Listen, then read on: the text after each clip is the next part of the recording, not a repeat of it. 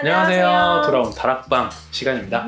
네, 저희가 지난번에 파트 1에 이어서 네. 오늘도 이제 몽상가들을 가지고 여러분들과 이야기를 한번 해볼 텐데요. 네네. 파트 1 때는 저희가 간단한 줄거리 그리고 코멘터리 위주로 여러분들께 설명을 드렸다면 이번 시간에는 큰 시대 흐름과 그리고 배경 설명 또 저희들만의 어떤 주제 의식을 가지고 여러분들과 이야기를 해보도록 하겠습니다. 그럼 저희랑 함께 다락방 안으로 들어가 보실게요. 띵동. 띵동 같이 하자. 시작. 띵동. 일단 68혁명에 대해 먼저 살펴보도록 할게요. 영화의 배경은 1968년의 프랑스입니다. 저번 시간 소개해드렸던 시네마테크 프랑세즈의 앙리 랑글로와 해임 사건 이후에 1968년 봄에는 큰 혁명이 불어닥쳤습니다. 바로 68혁명인데요. 일단은 이때 당시 거리로 뛰쳐나왔던 대학생들이 어떤 생각을 가졌는지 그리고 어떤 세대인지에 대해서 좀 이해할 필요가 있어요. 68년에 대학생이라는 의미는 전쟁이 끝나고 얼마 안 돼서 태어난 세대라고 볼 수 있어요. 1945년에 2차 세계대전이 종전되었기 때문에 그러니까 자라나는 동안 계속 전쟁으로 인해서 일어난 피해를 복구하는 것만 계속 보고 자란 세대예요. 그러니까 당연히 어떻겠어요? 전쟁을 싫어하겠죠. 억울한 편도 있죠. 자기는 태어나자마자 지금 이렇게 된 상황이잖아요. 또 이때는 정권을 잡고 있던 사람이 샤를 드골이라고 하는 굉장히 유명한 정치인이었는데 좀 독재스러운 면이 있었다고 해요. 그렇기 때문에 그냥 사회 전반적으로 되게 불만이 많았어요. 또 다르게 해석을 해보면 전쟁이 끝나고 이제 좀 먹고 살만해지니까 다른 생각들이 드는 거죠. 먹고 사는 거 말고 내가 진정으로 원하는 걸 좀 표출하고 싶다. 그리고 나를 이렇게 억누르는 기성세대가 싫다. 전쟁을 멈추고 싶다. 어떤 가치지향적인 그런 생각들이 막 떠오르기 시작했다는 거죠. 특히 프랑스 같은 경우에는 프랑스 대혁명부터 시작해서 그냥 혁명의 나라잖아요. 그러니까 뭔가 마음에 안 드는 게 있으면 무조건 고쳐야 하는 되게 혁명의 DNA를 품고 있는 그런 민족인데 역시나 이때에도 나를 억누르는 이런 관습들을 철폐하고 싶다. 이런 마음이 있었던 거죠. 대학생들한테는. 그러다가 이런 생각에 되게 불씨를 지피는 사건이 하나 발생했었는데 프랑스 대학교에 남학생 기숙사, 여학생 기숙사 이렇게 분리가 되어 있었는데 남자 학생이 여학생 기숙사에 들어오는 거를 찬성해달라, 막지 말아달라 하는 어떤 시위가 발발한 거예요. 근데 그거를 정부가 무력으로 진압을 했고 그걸 계기로 해서 사람들이 막 뛰쳐나왔죠. 근데 이게 각계 각층으로 퍼져나가면서 노동자들과도 연대하게 되고 전국의 대학생들이 일어나가지고 혁명을 막 하게 된 거죠. 거기다가 노동자들까지 합세해가지고 좀 더 큰 혁명이 시작되게 되었죠.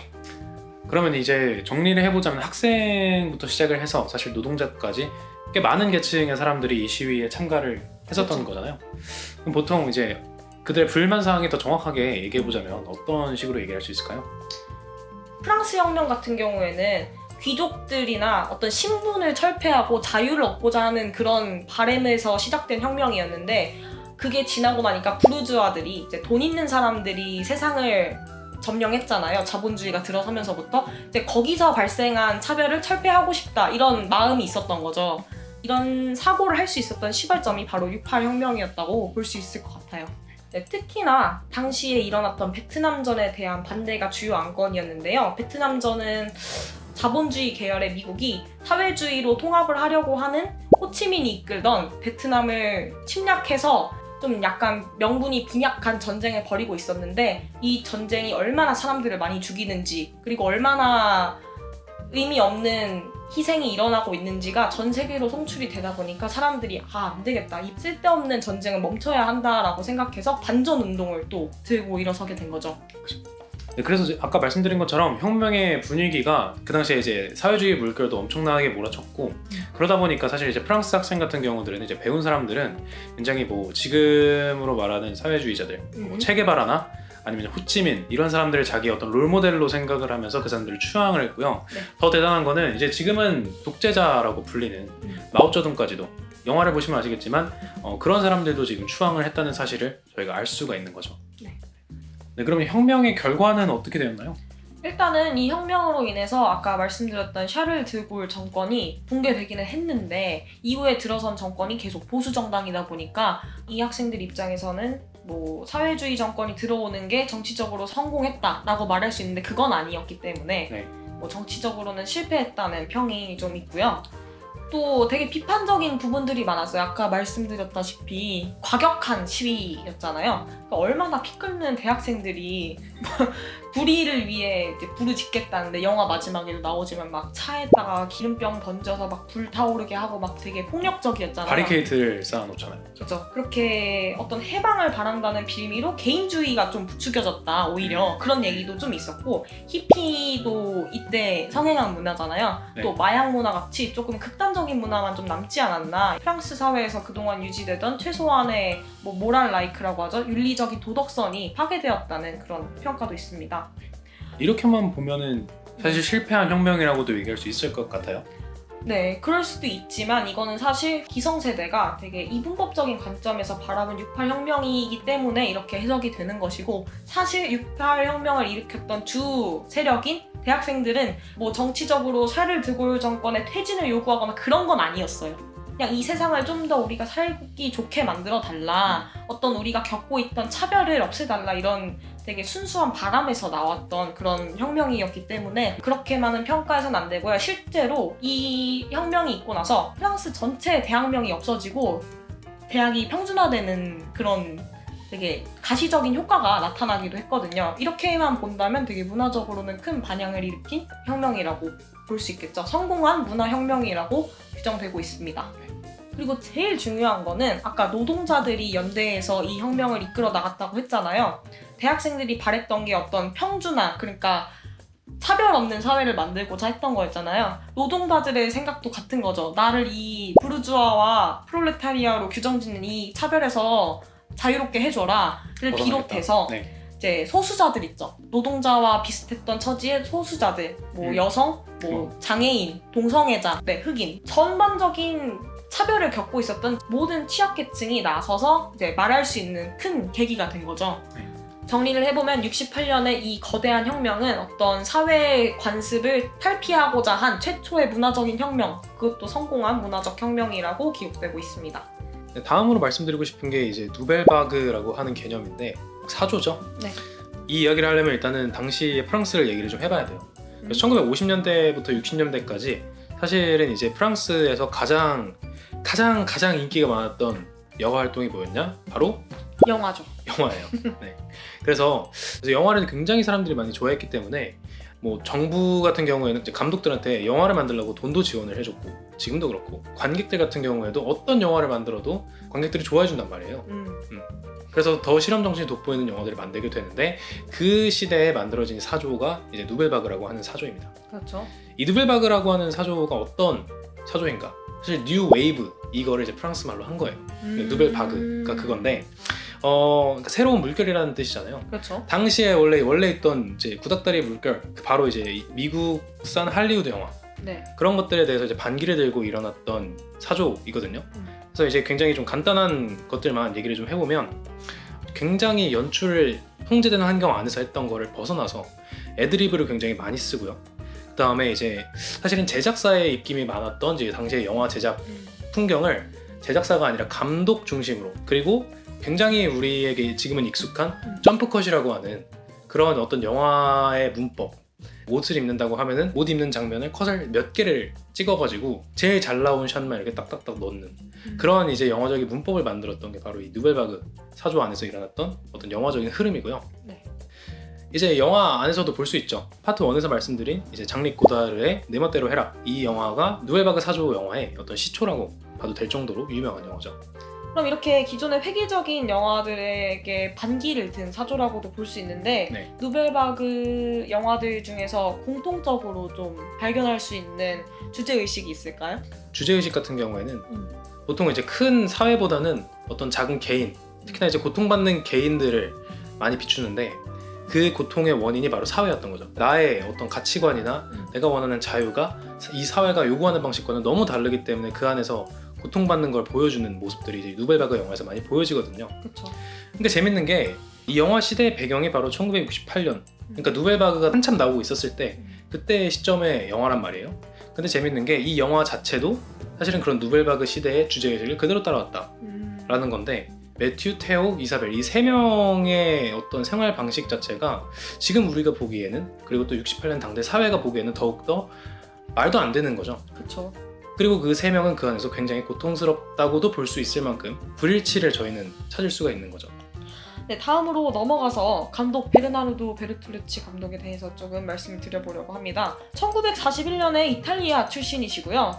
마르크스의 심취해 있던 젊은 공산당원이었다고 합니다. 실제로 이제 공산당 활동을 하셨던 분이고 테오와 같은 인물이라고 볼 수 있는 거죠. 비슷한 위치에 있죠. 본인은 그쪽에 투영을 아무래도 한 것 같아요.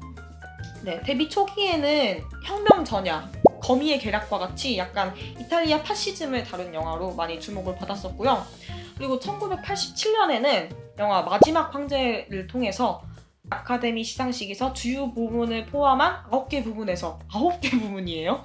상을 휩쓸면서 아카데미를 수상한 유일한 이탈리아 감독으로 남게 됩니다. 그러다가 이제 만들어낸 게 이제 오늘 말씀드리는 몽상가들인데요.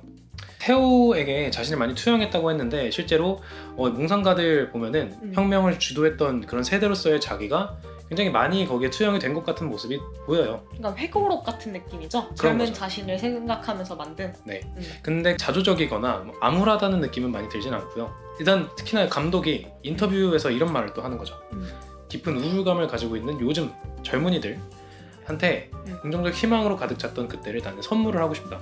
그래서 그 당시에 에너지를 좀 수혈을 받았으면 좋겠다. 이런 얘기를 하는 걸 보면 절대 이 영화가 우울하게 끝나진 않은 거고 그렇기 때문에 저희도 이 영화를 되게 긍정적인 시각에서 다시 한번 얘기를 좀 해보고 싶다는 그런 결론을 내린 겁니다.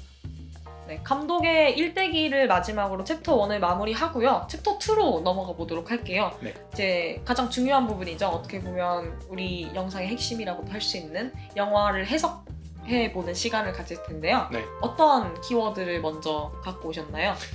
일단은 굉장히 영화 자체가 딱 봤을 때 성적으로 굉장히 많이 튀죠. 되게 그렇죠. 자극적인데 이거에 대해서 먼저 얘기를 해보도록 하겠습니다. 네. 일단 보면은 그 쌍둥이 남매가 풍기는 뉘앙스 자체가 굉장히 뭔가 우리한테 불안감을 자극을 해주고 그 사이에 들어간 매튜라는 존재가 그 둘과 안 어울리면서 일으키는 관객이랑 비슷한 느낌을 사실 매튜가 많이 가지고 있잖아요. 그렇죠. 그런 느낌 때문에 더욱더 껄끄러운 느낌을 많이 주게 되고요. 그래서 이 작품 자체가 굉장히 외설적이다 이런 얘기가 나오는 건데 재밌는 건 이 영화가 원작이 있습니다. 원작 소설이 있는데 원작 소설의 내용이 크게 다르지도 않아요. 원작의 제목은 The Holy Innocents. 그러니까 해석을 해보면 굉장히 성스러운 순수한 아이들 그런 제목인데 과연 이게 외설적인 성적인 코드와 이 순수가 어떻게 같이 공존할 수 있나 이거에 대해서 좀 얘기를 해보고 싶은 거죠. 네, 앞서 말씀을 드렸다시피 영화 속에 굉장히 적나라한 장면들이 많이 등장을 해요. 뭐 이런 장면들을 원작의 제목에 비추어서 저희가 한번 해석을 해봤어요. 남매에 이렇게 이상해 보일 만큼 가까운 뭔가 좀 성적인 행동들은 사실 남매 입장에서 봤을 때는 사실 별 의도가 없는 행동이었어요. 이거는 저희가 봐서 말씀드린 게 아니라 영화를 보고 나면은 그 행동들이 이상하게 야해 보이지는 않아요. 그러니까 둘이 있을 때는. 그렇죠. 네.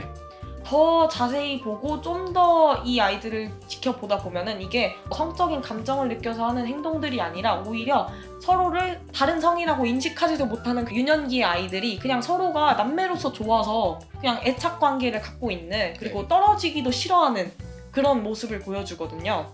네, 정리를 하자면 이런 모든 남매 행동은 굉장히 순수한 어떤 의도가 없는 말 그대로 The Holy Innocent한 행동이었지만 어떤 외부인의 시선, 매튜로 대변되는 기성세대의 시선에서 봤을 때는 굉장히 이상한 행동이 돼버리는 거죠. 근데 지금 아까 말씀드렸던 것처럼 순수한 행동과 그걸 본 이제 외부의 시선인데 그렇죠. 이게 이제 6.8혁명 같은 경우에도 비슷한 맥락으로 해석될 여지가 있습니다. 일단 이 혁명 자체가 굉장히 젊은이들이 자기 자유나 아니면 일상에 대한 부조리 이런 것들을 난 이게 싫어 이렇게 얘기하는 것 뿐이었어요. 그런데 이거를 사회의 시선이 되게 버릇없고 대책 없는 좌파 운동이라고만 낙인을 찍어버려가지고 그것 때문에 지금 6.8혁명이 안 좋게 평가를 받는 이유도 여기에 포함이 되어 있는 건데 그렇게 되면서 이제 젊은이들의 이 부조리에 대한 저항이 그런 순수한 의도가 얼룩져 버리게 되는 그런 결과를 가져오게 되는 거죠. 그렇죠. 네. 그러니까 이제 뭐 영화 속에서 젊은이들이 추구했던 마찬가지로 테오와 이자벨 역시 순수를 되게 갈망했던 아이들일 뿐이었어요. 그래서 그 벗은 채로 씻고 이런 행위 자체가 러닝타임 내내 이들의 순수함을 보여줬다 이렇게 해석을 할 수가 있는 거예요. 그렇죠. 네. 네, 이어서 저희가 두 번째로 갖고 온 키워드는요. 매튜와 테오의 대립 구도입니다. 네. 영화 전반에 걸쳐서 매튜와 테오가 대립하는 부분이 많이 보이죠. 심할 때는 언성을 높여가지고 막 고래고래 싸우기도 하고 목을 졸라요. 그렇죠. 그러기도 하고 네. 좀 과격하기도 하고 마지막에는 마지막 장면에서는 결국 이별을 택하죠. 그렇습니다. 매튜는 미국인이고 프랑스에 유학을 온 유학생이었습니다.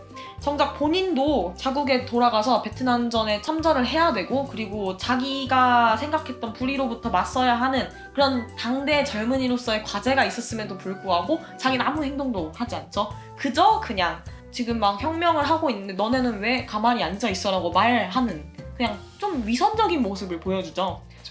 네, 반면에 테오는 영화 초반부에서부터 시네마테크 프랑세즈를 자꾸 가고 또 거기를 지키고자 운동하는 그런 모습들도 많이 보이잖아요. 결국 마지막 장면에서는 혁명의 최전선으로 나서서 자신의 목숨까지 걸고 싸울 준비가 되어 있는 그런 모습을 보여줍니다.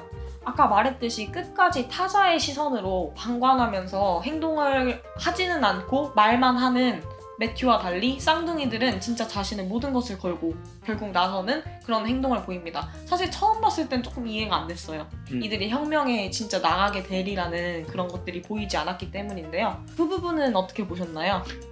그죠. 일단은 굉장히 아이러니한 거죠. 왜냐면은 영화 내내 매튜는 너는 싸워야 된다, 무조건 투쟁해야 된다 하는데 사실 테오와 이자벨은 그런 거 들은 척도 안 하는 것 같거든요. 그쵸. 그냥 이상하게 영화 맞추기 게임이나 하고 앉아있고 그죠. 되게 짓궂은 장난을 치기도 하죠.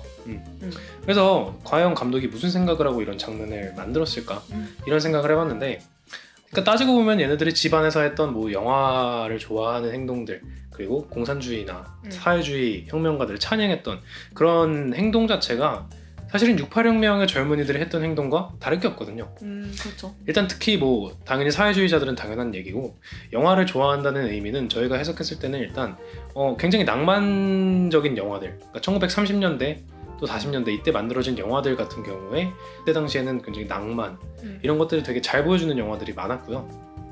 또 누벨바그 영화로 넘어왔을 때도 그때 영화는 아까 말씀드렸던 것처럼 굉장히 개인의 고립, 사회에 대한 개인의 어떤 불만 이런 것들을 많이 보여주는 영화이기 때문에 그쵸. 이들이 무슨 생각을 하고 있는지 너무 잘 볼 수가 있거든요. 그렇기 때문에 단지 이들은 밖으로 나가서 행동하지만 않았던 것 뿐이지 계속해서 보여줬던 어떤 자기들의 생각 같은 경우에는 68혁명의 젊은이들과 다를 게 없었고, 그러니까 집안에서 그런 어떻게 보면 병적인 뭐 집착, 어떤 영화나 혁명가나 그리고 서로에 대한 그런 유토피아를 만들어가는 데에 대한 집착을 봤을 때 우리는 어떻게 보면 68혁명을 딱 떠올릴 수 있는 그런 어떤 하나의 이미지로 각인될 수가 있어요.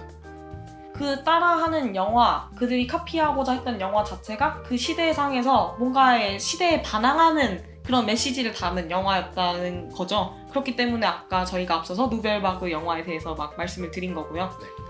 네, 그럼 이 두 가지 성적인 코드 그리고 매튜와 테오의 대립을 통해서 저희가 영화를 좀 한 결로 해석을 해봤는데요. 결론을 좀 내보려고 해요. 네.